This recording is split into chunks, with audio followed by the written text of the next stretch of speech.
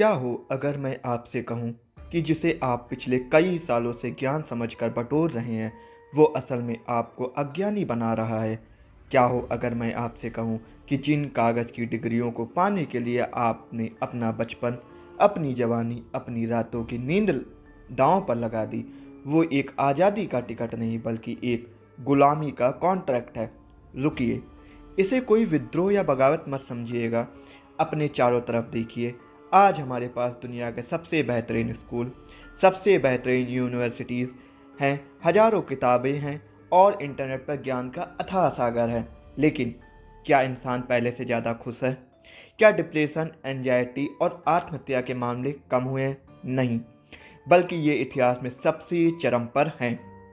ऐसा क्यों कि जो शिक्षा हमें जीवन जीना सिखाने वाली थी, वो हमें सिर्फ मशीन बनाकर छोड़ रही है।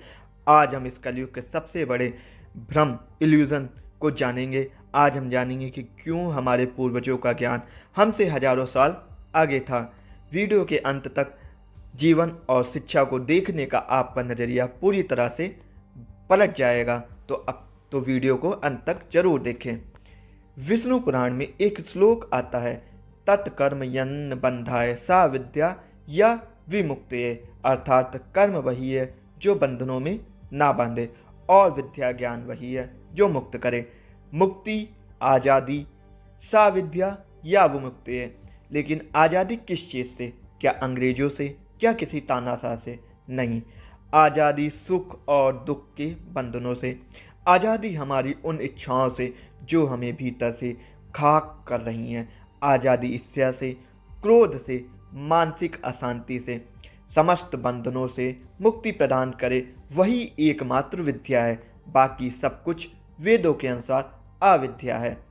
प्राचीन काल में गुरुकुलों में यही सिखाया जाता था। राजा का बेटा हो या एक निर्धन का, जब वे गुरुकुल जाते थे तो उन्हें सबसे पहले ये सिखाया जाता था कि तुम ये शरीर नहीं हो। विद्या का लक्ष्य था आत्मा को जगाना। लेकिन आज की विद्या का एक अंश भी इस परिभाषा को चरितार्थ नहीं करता।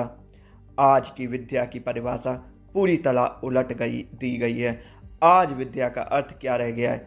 वो पढ़ाई जो पेट भरे, वो डिग्री जो शारीरिक सुख सुविधाओं की कामनाओं की पूर्ति करे, जो आपको खूब सारा पैसा कमवाए। जरा सोचिए, आज हमारा पूरा का पूरा ज्ञान कहाँ घूम रहा है? शरीर और शरीर से संबंधित अवयवों के इर्द गिर्द। हम पढ़ते हैं ताकि अच्छी नौकरी मिले, नौकरी मिले ताकि अच्छा घर मिले, अच्छी गाड़ी मिले, अच्छा जीवन साथी मिले, और फिर हम उसी ईएमआई और दिखावे के जाल में फंस जाते हैं। ईसा उपनिषद का नवा श्लोक आज के समाज पर एक करारा तमाचा है। श्लोक कहता है, अंधम तमा प्रविशांति ये अविद्याम उपासते। अर्थात जो लोग अविद्या यानी केवल भौतिक ज्ञान और शारीरिक कर्मों की उपासना करते हैं, वे घोर अंधकार में प्रवेश करते हैं। आज की तथाकथित शिक्षा आपको आज़ाद नहीं कर रही, बल्कि आपको बंधनों में जकड़ रही है। आज की विद्या आपको इस बात का डर सिखाती है कि अगर तुम नंबर नहीं लाए तो समाज क्या कहेगा, अगर तुम्हारी सैलरी लाखों में नहीं हुई तो तुम फेलियर हो। और इसका नतीजा क्या हो रहा है? इंसान मानसिक अशांति, मेंटल अनरेस्ट से ग्रस्त है, दुखों से त्रस्त है। पैसा तो बहुत है, लेकिन रातों की नींद की गोलियां खानी पड़ रही हैं। व्यक्ति अपना यह जीवन तो नष्ट कर ही रहा है और परलोक को भी चौपट कर रहा है। पता नहीं क्यों, लेकिन इस कलयुग में हर पवित्र शब्द की परिभाषा बदल दी गई है। लोगों ने अपनी अपनी क्षुद्र छोटी बुद्धि के अनुसार शास्त्रों को और उनके शब्दों को परिभाषित कर लिया है। गीता के अध्याय 4 श्लोक 38 में भगवान श्री कृष्ण कहते हैं, ना ही ज्ञानेन सदृशम पवित्रम ही विद्यते। अर्थात इन संसार में ज्ञान के समान पवित्र करने वाला निसंदेह कुछ भी नहीं है। लेकिन यहाँ कृष्ण किस ज्ञान की बात कर रहे हैं? क्या वे कोडिंग, इंजीनियरिंग या मैनेजमेंट के ज्ञान की बात कर रहे हैं? नहीं, वे आत्मज्ञान की बात कर रहे हैं। आज लोग अपने अहंकार में आकर क्या कहते हैं? सब बेकार है, ये शास्त्र, ये वेद सब आउटडेटेड हैं। वे अपनी नासमझी में इन ग्रंथों को गाली देते हैं, इन्हें जलाते हैं और इनका अपना अपमान करते हैं। लेकिन वे ये नहीं समझते कि वो इन ग्रंथों का सर्वनाश नहीं कर रहे, वो अपना खुद का सर्वनाश कर रहे हैं। अब आप उस ज्ञान से कट जाते हैं, जब आप उस ज्ञान से कट जाते हैं जो आपको जीवन का असली उद्देश्य बताता है, तो आपके पास बचता क्या है? सिर्फ एक मांस का शरीर और उसकी अनंत भूख।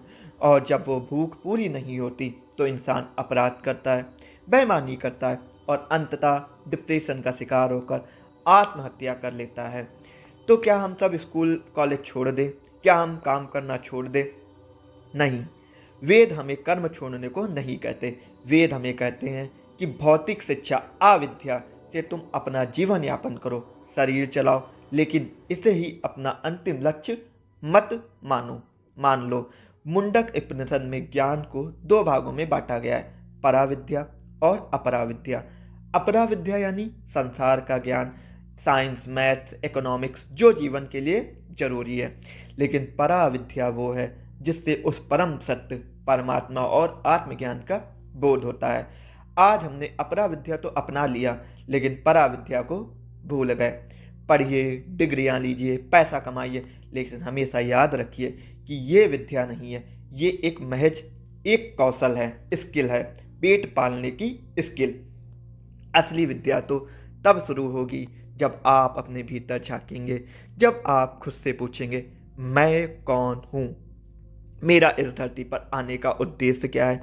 जब आपके भीतर सुख और दुख का समान भाव से देखने की शक्ति आ जाएगी, जब कोई आपको गाली दे तो आपको क्रोध ना आए, और जब कोई तारीफ करे तो अहंकार ना आए, तब समझ लेना कि आपने विद्या ग्रहण करनी शुरू कर दी है। आज के इस आधुनिक दुनिया की दौड़ में एक पल के लिए रुकिए, खुद से पूछिए कि जो कुछ भी आप कर रहे हैं, क्या वो आपको आज़ाद कर रहा है या बंधनों में जकड़ रहा है? याद रखिए, सा विद्या या वो मुक्ति है, विद्या वही है जो मुक्त करे। अगर आपको लगता है कि इस वीडियो ने आपके सोचने का नज़रिया बदला है, तो इसे उस इंसान के साथ ज़रूर शेयर करें जो इस कलयुगी रेस में दौड़ते दौड़ते थक चुका है। ये चैनल सिर्फ कहानियों का नहीं है, सत्य के जागरण का एक मंच है। जुड़े रहिए हमारे साथ। मैं मिलूँगा आपसे अगले वीडियो में एक नए सत्य के साथ। तब तक के लिए मुक्त बनिए, बंदी मत। हर हर महादेव।